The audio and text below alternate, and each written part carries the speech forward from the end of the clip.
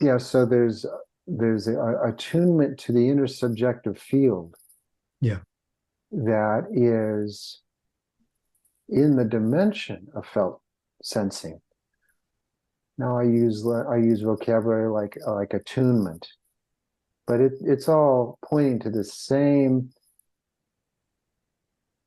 openness, but Mhm. but felt openness, not vacuous, not void, but cognizant,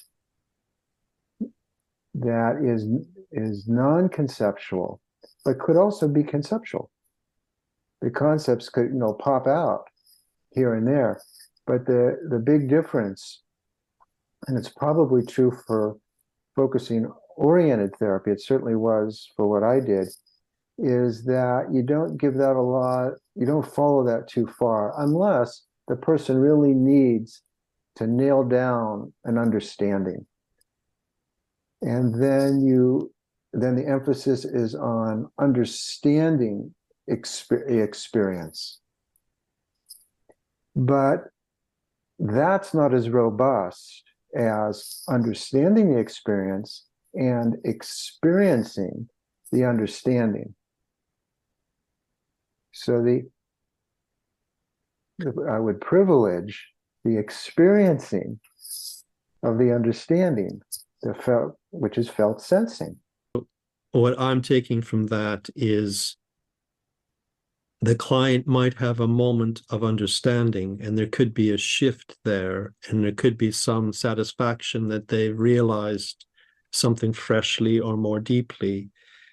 But there's also, at the same time, there is the experience of the understanding itself, that it's an energetic shift in some way that isn't completed actually in the understanding. It continues somehow.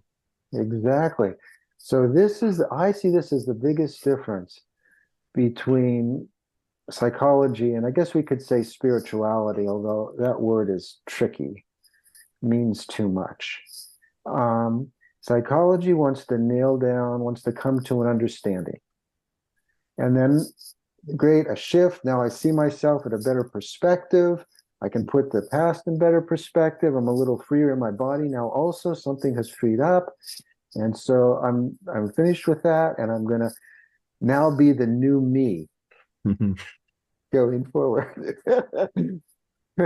Whereas the more spiritual approach says, okay, but don't take it so seriously because it's going to change too.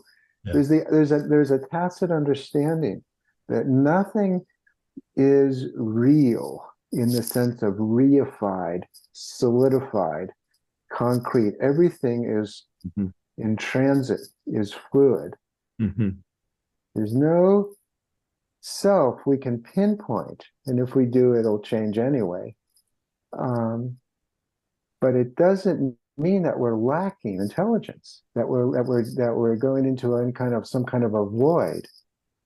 Mhm. Yeah. And so the emphasis in the heart of the Dharma would be to become more friendly and familiar with the openness